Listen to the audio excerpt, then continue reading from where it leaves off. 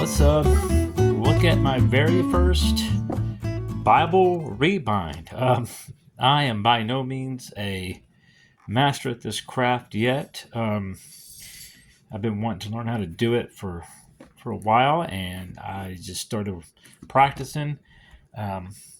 This is my very first one. I'll give you a quick little. I love not just the fact that I get to do this. I love these that have a story sort of behind them, or why I chose this one in particular.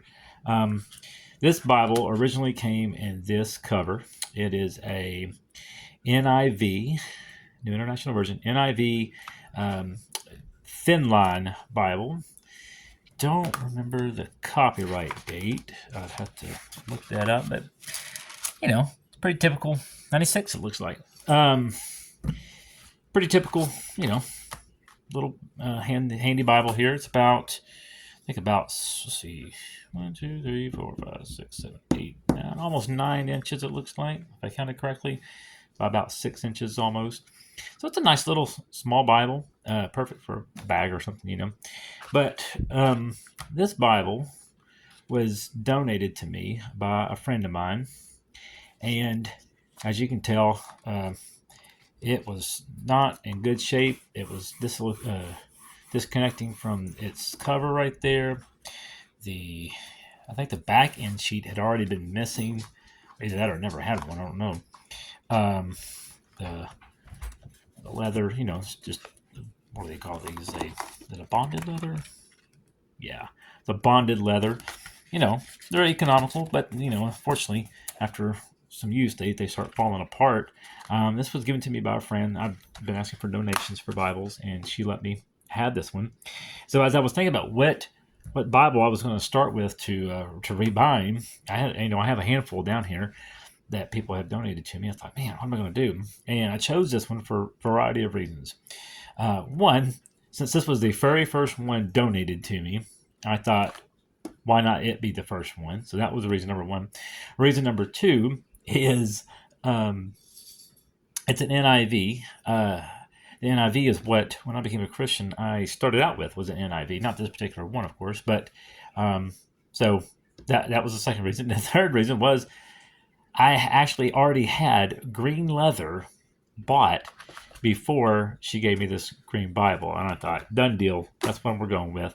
So for those of you that are unfamiliar with Bible rebinds, I had to take it out of its, take the whole text block out of the cover, and then I had to re-glue some pages. All the maps were coming out. Every single one of the maps was either disconnected from the block or partially hanging on. Thank goodness there was no ripped pages or anything like that. But there was a lot of dog-eared and creased pages, so I had to, put them back down.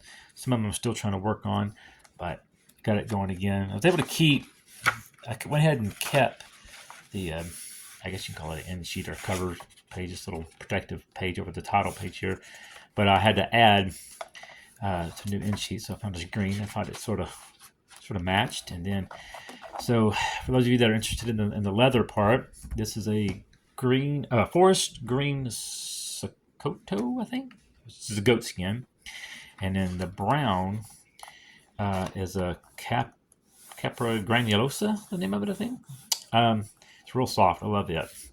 So, and it came with a green ribbon. Originally, this was the original green ribbon. And so I found a matching one, I think, and went with this yellow one. I thought it, paired pretty well. So, the tailband and headbands I kept the same. I didn't change them.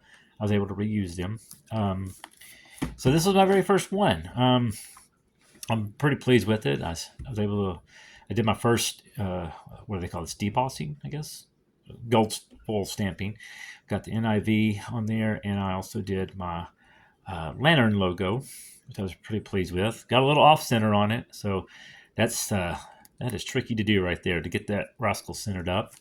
And originally it had some just, foil looking hubs on the spine here. And I actually created raised hubs for support this Bible. Then I stamped Holy Bible on it. So just kind of walking through. This was not easy. As you can probably tell, I didn't quite get this fold over clean. And man, that is something I got to work with right there to get that clean looking. Got a little off center. That's just going to take me some practice right there.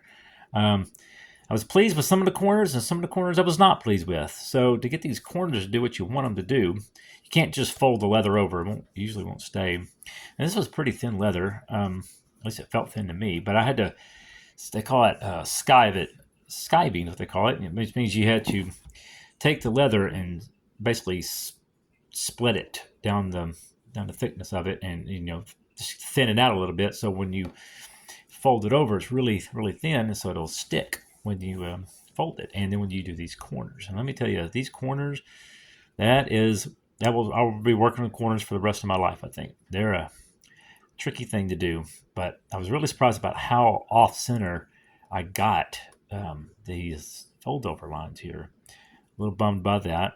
And then, so some of the corners I did, I felt like I did all right for my first time. Some of them I didn't. But this is what I was more frustrated about right here. I don't know. I mean, it's glued down, but it's this little bit. So I don't know if I should have added more glue. But the reason I didn't add more glue to the edge is because of what happened at the back. I got glue right there, and it did not want to come off as well. I mean, does it really detract from it? I guess it's just a cosmetic thing. Leather always has blemishes and things like that. And actually, the reason I chose this green and this brown originally I bought was because they were reject skins, so I got them a little bit cheaper. So I was actually okay with that. But still, for my first time, I feel like I did okay. Like I said, these corners were a booger. I can't really tell on that one, but I did not do as well on this one as I wanted. And but to getting this straight, like I said, that was kind of tough. Then I stamped I have two different stamps. I got just a plain lantern stamp for my spines, and then on the inside I have my actual name of the lamp and light leather for Psalm 119:105. And so one of the things I had a hard time doing here was, you can tell they're not exactly lined up. And the old adage is measure twice, cut once. Well, I measured and measured and measured and measured, and I still could not get it right.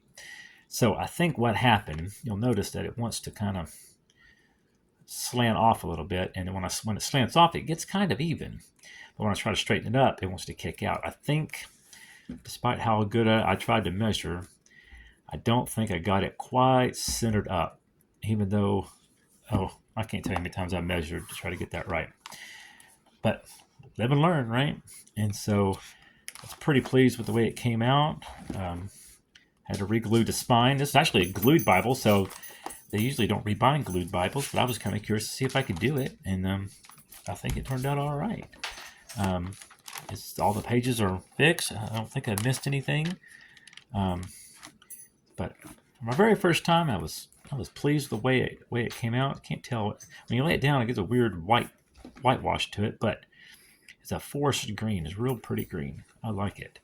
I was really pleased with the way it came out. And trying to get this line right here straight. This is actually, what you see, this line right here is actually this leather folded back, and then it's, you can't tell now because I got a tape, but this covers the leather up. And so, anyways, there it is. I hope my friend watches this video and sees it. I think she'll be just ecstatic.